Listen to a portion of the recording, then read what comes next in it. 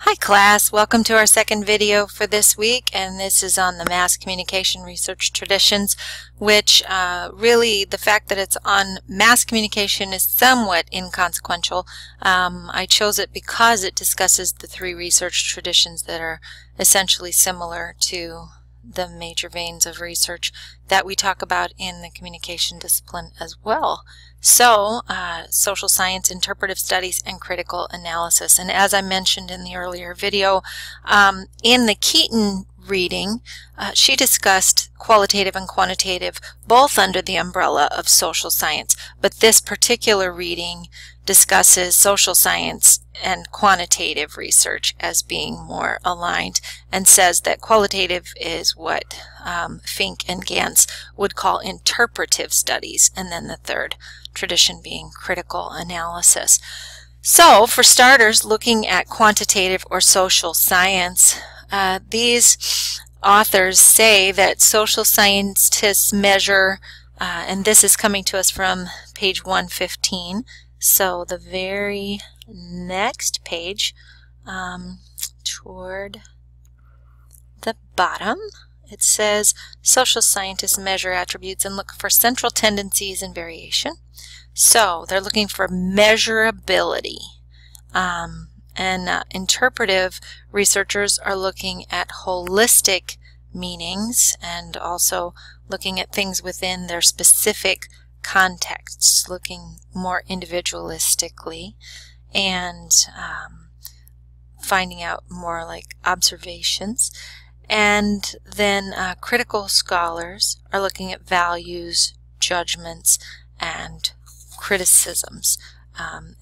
These authors also talk about that word hegemony that we talked about, and so that's something to think about in terms of fairness, equality, whose values get a voice, we might ask.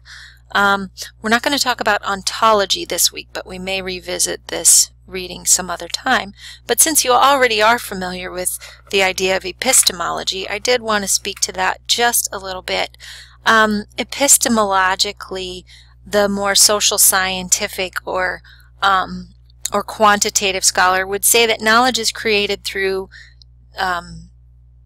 more similar perceptions among human beings, whereas an interpretive or qualitative scholar takes a more subjective view and says there's a multiplicity of meanings, not just a similar or shared perspective. And a critical scholar says knowledge is actually created through criticism, which are three very, very different perspectives.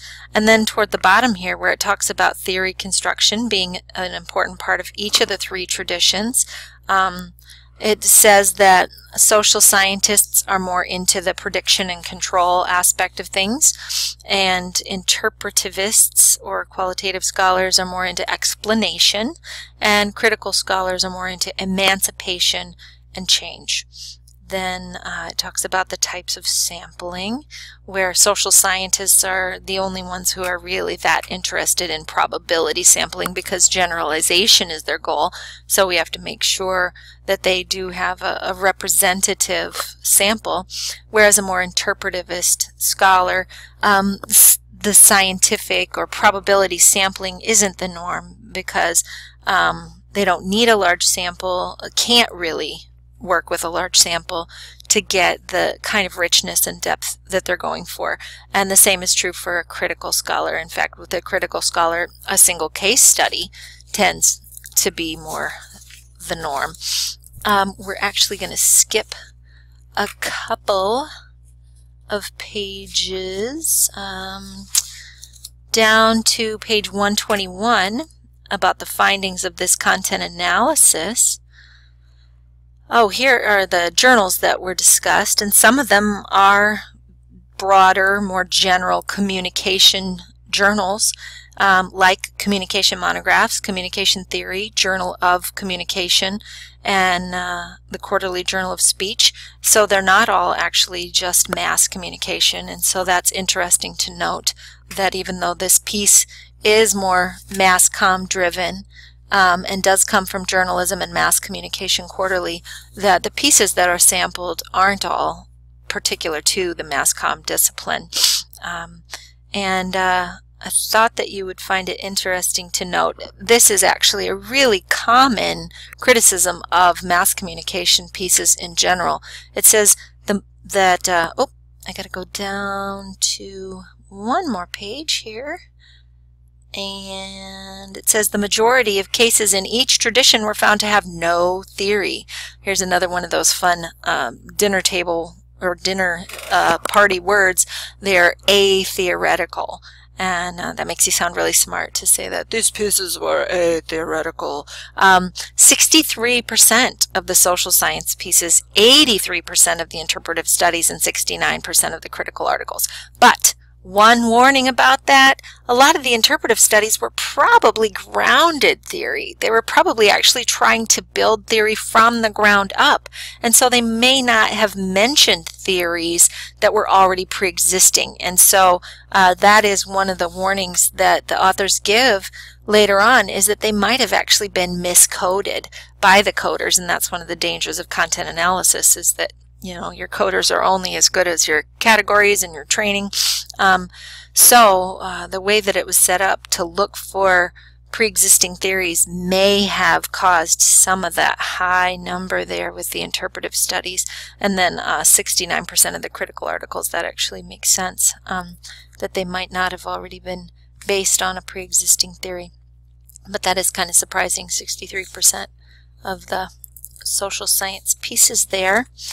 And looking through the rest of the piece here, it looks like there's just one tiny little thing that I want to emphasize at the very end, and that is this last little conclusion.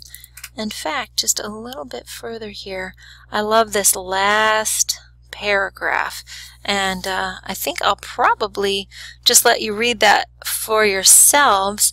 But essentially, what I find really important about that particular paragraph is that it talks about how well these three traditions coexist, and that there really isn't a major competition among them, and that we really find valuable contributions from each tradition in our field. And so utilizing elements from more than one of these research traditions can be very valuable. So understanding all of them, and again, not falling victim to that law of the hammer that Keaton warned us about, can be very valuable. So I hope that these two lectures, when you view them in concert with one another, help you to see a little bit about the theory and the research that's going on in our field in a broad meta-theoretical perspective, so that you can understand that we have